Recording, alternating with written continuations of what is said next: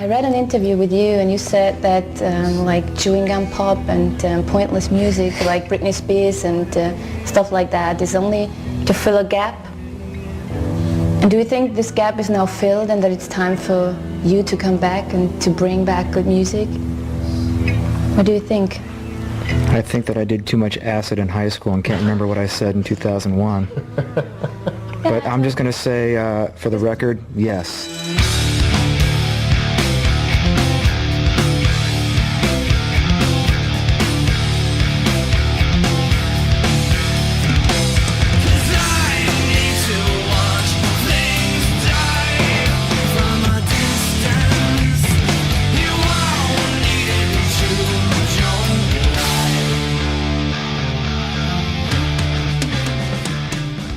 Want to be cool, you have to try to get into Tool.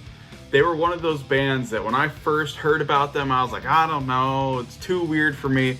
And then when I finally tried them, oh boy, I have never heard anything like them since, and never will hear anything like them ever again. Tool's worshipped by the fans. The fans are laughed at by the band, but honestly, deservedly so, and we'll get into that. It's kind of become a self-fulfilling joke to be in Tool or a fan of them. But ultimately, as I'll hopefully show you, this band is pretty much the pinnacle of modern progressive music at its finest, with the richest atmosphere with intense guitar riffing. We got to start with the iconic frontman and vocalist Maynard James Keenan, the griefer, the troll, the winemaker, and one of the greatest frontmen, even when he's in the back of the stage and no one's looking at him. He is always having a fucking hilarious presence to this band and making them not be taken so seriously. They basically all met in LA before it got washed away to Arizona Bay, and Maynard was part of a group called CAD, the Children of the Anarchistic Dynasty, and he pretty much lived in the same flat as Danny Carey, one of the greatest drummers of all time. He is so possessed by demons that he literally sets up his drum set to be aligned with the moon phases. I'm not even kidding. And then you have Adam Jones, the guitar player, who doesn't really do solos, but he's great with atmosphere. And he was actually, oddly enough, working on special effects for Jurassic Park at the time in Hollywood. And then Adam found Paul to play bass, and the rest was history. The band was formed, and they started out with the classic demo, and then went into the Opiate EP immediately. Many consider this to be an album in the first album. It's very raw and alternative metal sounding, and it's excellent. Now, a lot of people think the title track is actually about opiates and heroin, but it's actually about the Karl Marx quote that religion is the opiate of the masses. Now, I would actually recommend this album to people that don't like the rest of Tool's material, because most non-Tool fans actually really like Opiate, because the label wanted them to go heavier than they actually wanted to go and less progressive. And it's funny that the lead single for this album, an excellent song called Hush, was all about censorship and making fun of the parental advisory. And the music video has them walking around naked with the parental advisory sticker all over their dick, balls, and ass.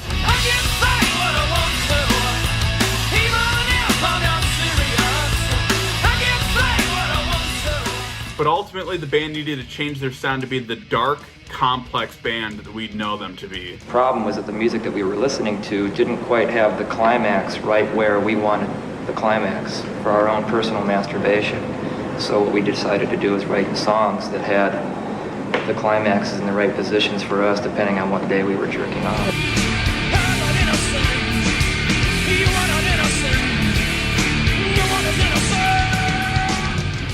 Now, most of this material was actually written during the sessions for Opiate, but it was ultimately kind of the less catchier, much darker, heavier, more moody songs.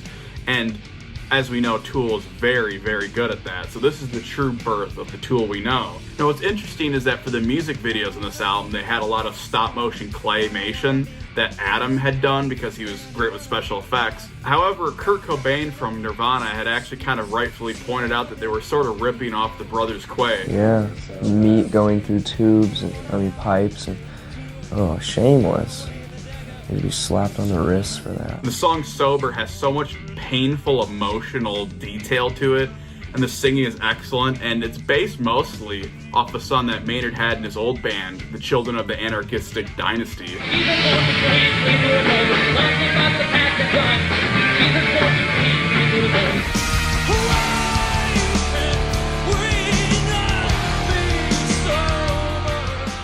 the era of alternative music, Tool was kind of like an alternative to the alternative, and that ended up making them really successful with songs like Sober and Prison Sex. But my favorite song has gotta be the down, dirty, nasty, swamp-assy song, Swamp Song.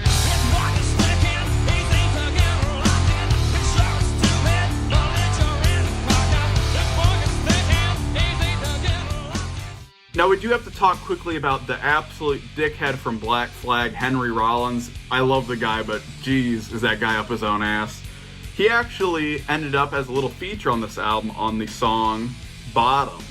Not because he wanted to, but because he had actually completely got flushed in a game of poker with the band. We were at a place called the Anaconda in Santa Barbara and doing some, poker. And he kept bluffing on bad hands. And we, of course, kept calling him, and he got into about $3,000 in debt with us. And rather than having him sign over an IOU, we had him go ahead and just sing on the record. Naked and fearless. Am I fearless naked? Now, well, the last song I'll talk about is the ending epic Disgustipated. A lot of people don't understand this. It's 16 minutes. I assure you, you're just not getting it. You're not intelligent enough. Turn the volume up and really listen and pay attention. Then you'll understand. Undertow is ultimately very groovy and super kick-ass and probably the most direct album they've ever done. So easily one you should check out early on. The Lord Almighty says, I will punish you, Nineveh. I will strip you naked and let the nations see you in all your shame. What God is trying to say here is that y'all are wearing too many clothes. In order to become one with Jesus fucking Christ, you gotta get naked. You gotta fill a hole and grab a pole. Fill a holy hole and grab a holy pole. Start fucking!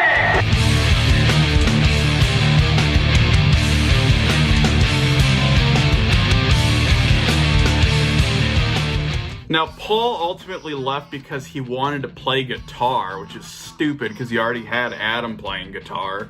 So he went Splitsville, and then the band just conveniently decided to become the greatest band ever, and they brought in Justin Chancellor to complete the lineup.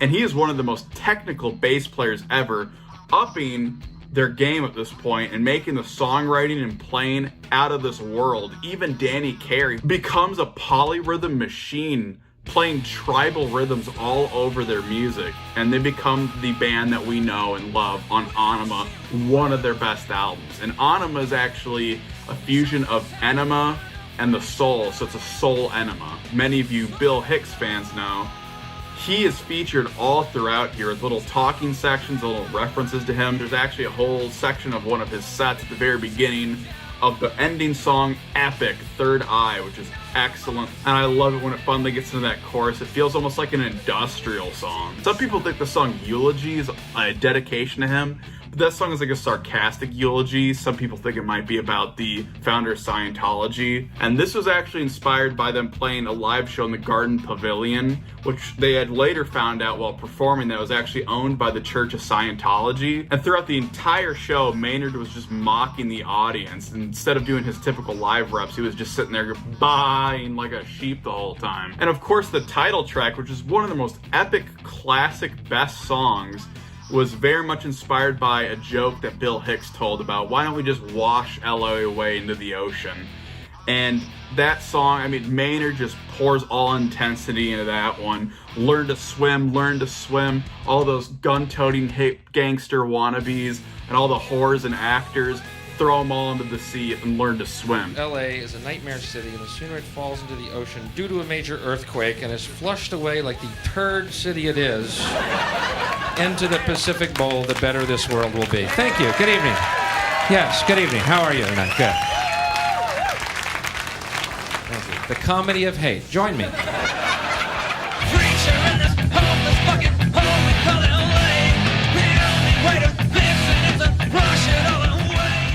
Another great song on here, the opening track, Stink Fist, which is not about anal fisting, it's about taking things to the extreme, is pretty much harkening back to that simple Undertow sound. So if you like your simple Tool, it's more rockin', Stink Fist is where it's at. And funnily enough though, because the title's a little controversial. On the radio, they refer to the song as track number 2.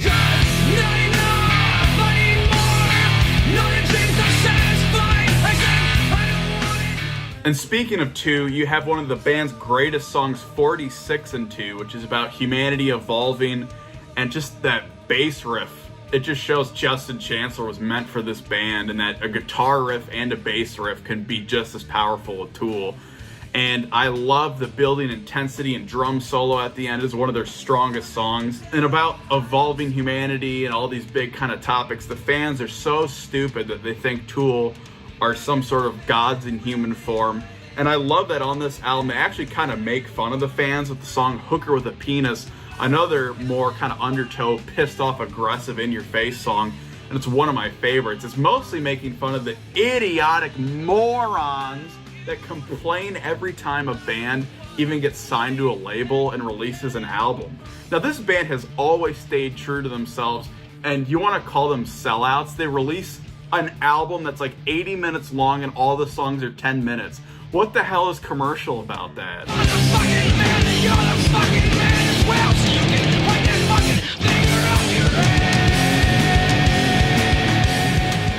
Now, my only complaint really I have with this album is they really should have flushed it all away with those stupid noise track interludes that they have throughout the album. But then right as the band was finally musically congealing, the label sued them for trying to breach contract, and then they were forced into a 4-album deal with them. Then the band's longtime manager sues them, and so Maynard was bored out of his mind, so he made his famous solo band A Perfect Circle, which is just Tool with a wig on.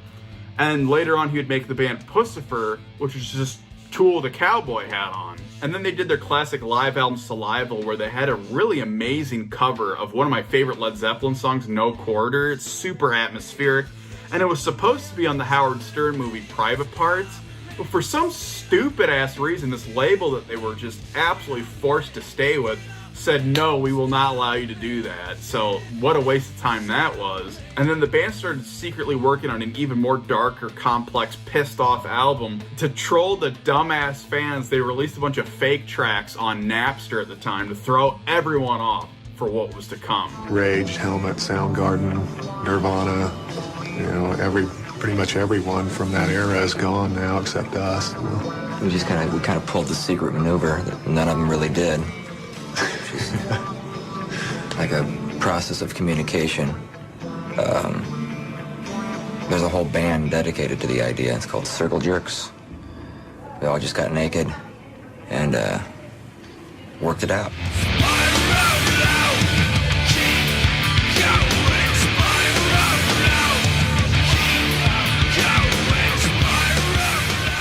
Lateralus is one of the greatest albums ever made, right from the word go, the opening track, The Grudge, the first thing I'd ever heard from Tool.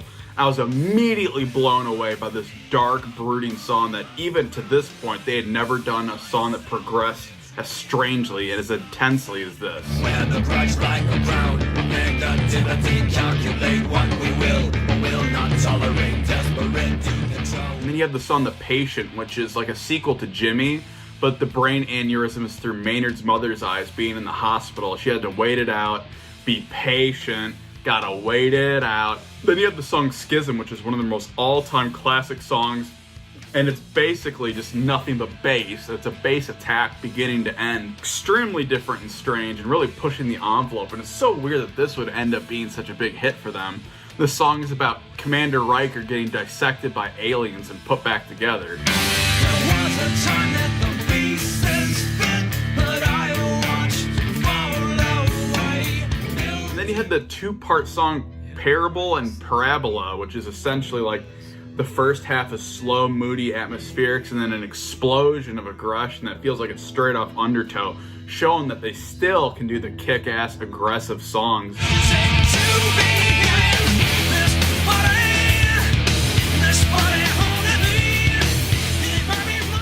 In this song, they had mentioned something to the effect of, recognize this as a holy gift, and the stupid-ass Tool fans decided to literally make this a holy gift. Now, on the title track, Lateralus, a lot of the music is focused around the Fibonacci sequence. The Fibonacci sequence is a very unique mathematical sequence that appears in nature. It's in fractals. It's in sunflowers. If you look at like the pattern of sunflower seeds, if you look at nautilus shells. And then the number breakdown is, as you said, it's 1, 1, 2, 3, 5, 8, 13. Yeah, so like so 1 plus 1 is 2, 2 Right. plus 1 is 3, 3 plus 2 is 5, Right. 5 plus 3 is 8. The stupid ass fans think that, my gosh, this must be a hidden meaning. We have to recognize this. We have to apply the Fibonacci sequence to the fucking track listing of the album. Now, this makes no sense on every level because some of these songs are actually intro tracks to other songs, or are supposed to be 3-part songs, or are double songs like Parable and Parabola. And when you break up the order of the album, none of it makes any fucking sense anymore, and it just sounds worse. And there's no hidden meaning just to moving the tracks around. And the idiotic fans call this version the Holy Gift. It's just a shittier version of the album. Ticks and Leeches has got to be the most angry, pissed off song they've ever done, with non-stop Maynard screaming. And it's pretty much about all the non-stop lawsuits that they had going on at the time. But we gotta spiral out and keep going, guys. The last 3 songs actually form like a progressive suite. And my favorite part of it is the middle section, Reflection, which is just nothing but bizarre tribal drumming from Danny and synths all over it as well, which just create amazing atmosphere. It's one of my favorite Tool songs.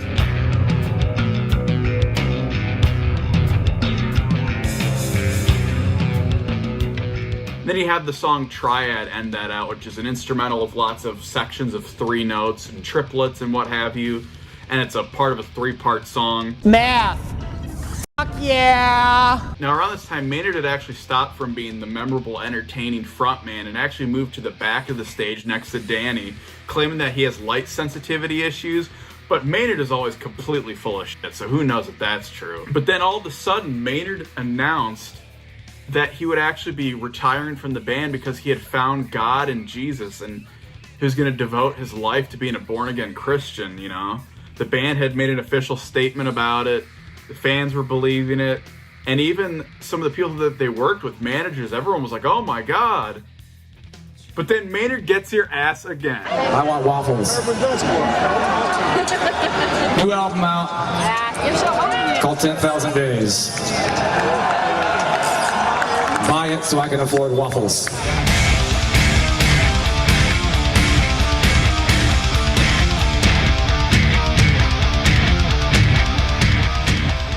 Oh boy, was 10,000 Days a massive hit for them. Massive. Some of their greatest songs and biggest hits on here. Hell, even the opening track. One of their all-time greatest, Vicarious, which is about people's obsession with sex and violence. And then you have Jambi or Jambi or whatever the hell it's called, a very chugging, dark, heavy, aggressive song, which kind of sets the precedent for the rest of this album. Another classic for them that, funnily enough, they had Alex Lifeson from Rush play live with them, and goddamn Grandpa was just laying it down on this motherfucker. And then, of course, you have the song The Pot, which everyone knows and is a huge fan of.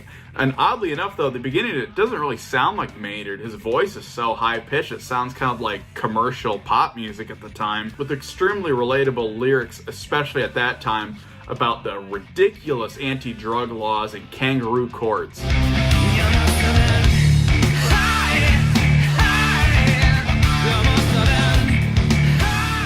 And then you had the title track, which is sort of the last song in Maynard's mother kind of storyline that he had going through the songs. And this is basically Maynard saying that his mother, through all the suffering she had, deserved to go to heaven. And what I find interesting is that there actually might be a hidden thing on this album. There's a weird little instrumental noise track later on the album, and then a little instrumental sort of weird vocal effect song called Wings for Marie. And some fans have noticed that if you put Wings for Marie and that weird noise track on top of the 10,000 Days song, it actually sounds like those were 2 overdub tracks that they removed that are now added back in as one long song. Now, I don't know if that's actually the real deal, but it kind of sounds convincing. It really does sound like a full, complete, epic song at that point, and it is one of their strongest.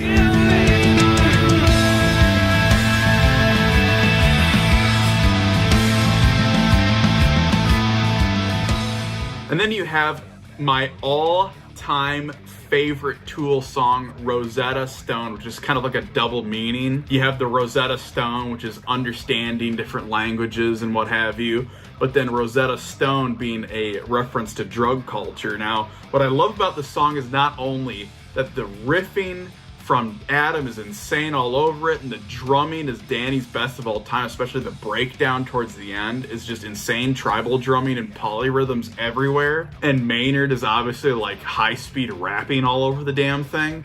What I love about this song is also the storytelling and lyrics on here. It's telling a lengthy story where some guy is just completely out of his mind, waking up in a hospital and telling him some insane story about what happened to him. And then you learn that he had dropped acid at one point with little drug references, and then he had met E.T., an alien that had abducted him and had told him when the world was going to end and how to save humanity. But on the trip back, he couldn't remember what they said. God damn, he shit the bed.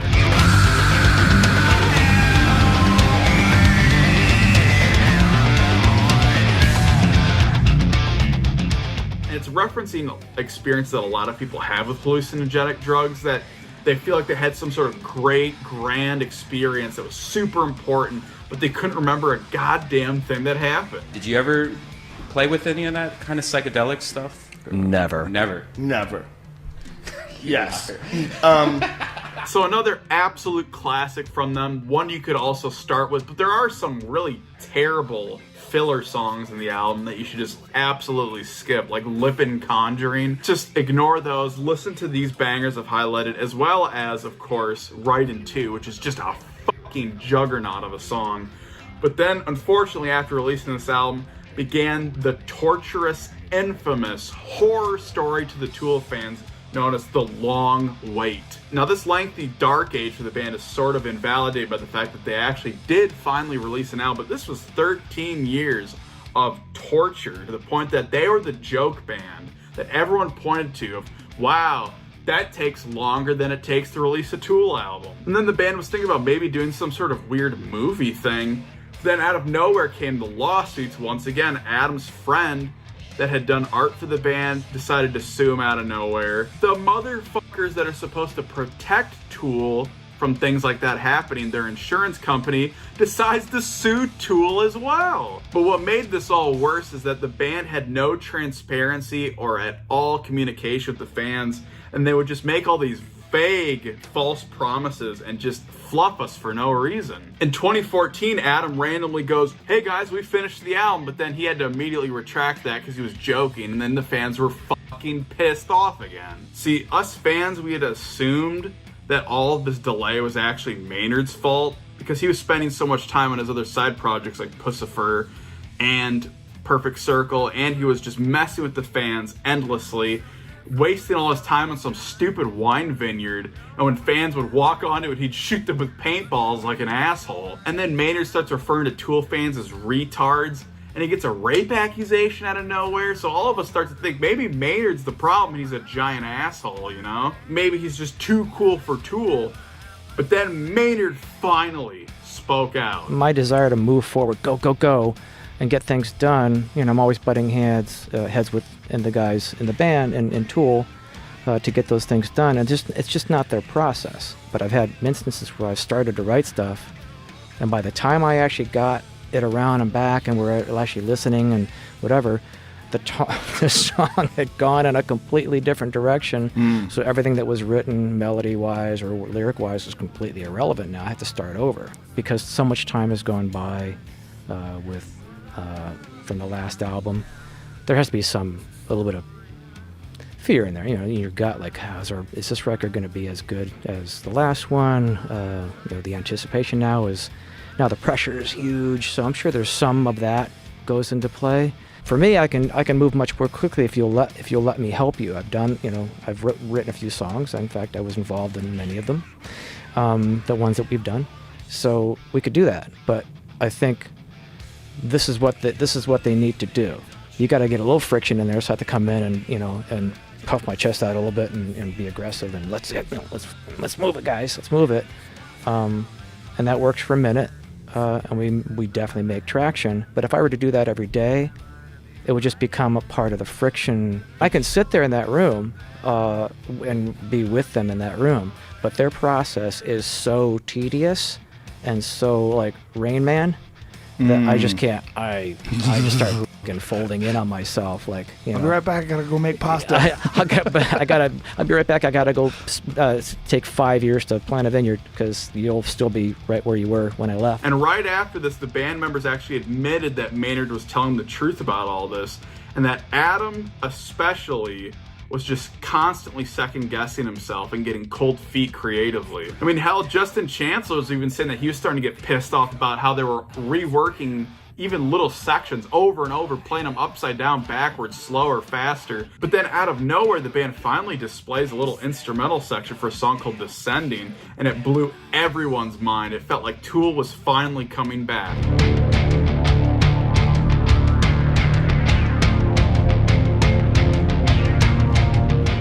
All of a sudden, Maynard, who never makes promises about Tool, is starting to make hardcore promises that stuff is going to come out around this specific time, and no one believed him. And then the band released 2 entire songs that are super long live, and no one believed it, that the album was finally coming out. Maynard gave a title, everything, and then no one believed it until the thing finally came out. I'm going to announce the name of the new album.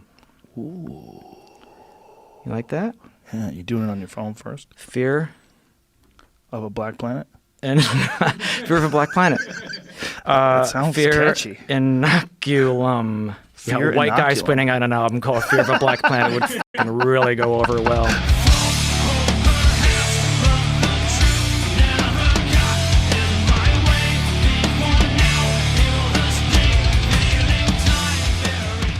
Now, even though this album was a small amount of songs, it's almost kind of hearkening back to Lateralus, where it's very dark, progressive, and atmospheric and moody, because these are all long-ass, progressive, dark songs, beginning to end. Maybe with the exception of that stupid little track, Chocolate Chip Trip. No, most of the songs in this album are actually kind of about maturity, especially the opening track, Fear Inoculum, which in the song they say immunity long overdue, which is just like this goddamn album. Now, they originally wanted to make this album one long song, and they had some leftover bonus tracks that were supposed to be part of it, which that would have been a terrible idea and would have been completely indigestible.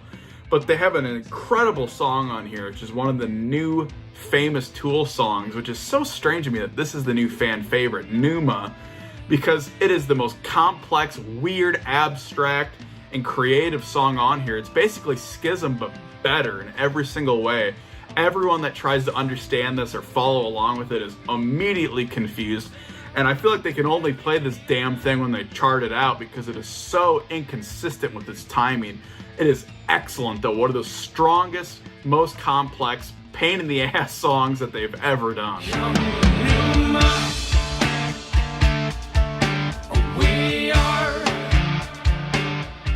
The song Invincible is clearly about the band, about old warriors finally returning to battle. And the last song on the album, the epic Seven Tempest or Tempest or whatever, we all expected, all right, this is going to be like Descending or something super dark and atmospheric. But no! Out of nowhere, the one song, the long song, they decide to kick our ass with some Undertow, opiate, old school, beat you over the head, aggressive shit, beginning to end. And it's out of nowhere, and Maynard's voice is just as pissed off as it always was back in the day. It's the most impressive damn thing on this album, and arguably the best song, even maybe better than Ænima. Acting all surprised when you're caught in the lie, we know better. It's not unlike you. And I'd be fine if the band kind of ended with this song on this album, because it's like they finally went full circle, a perfect circle. They spiraled out and they kept going. Now, some fans were disappointed with this album, but because they waited so goddamn long, these fans are going to be disappointed because nothing could exceed their expectations. Waiting 13 fucking years after 10,000 days. They waited longer than 10,000 days at that point. So to me, it's pretty damn good, so who gives a fuck? Now that's where we pretty much end the story at this point, which pisses me off, because the band said we're not going to take nearly as long to work on a next album. Now it's been 6 agonizing years already, and not a peep about new music, not a new song, nothing.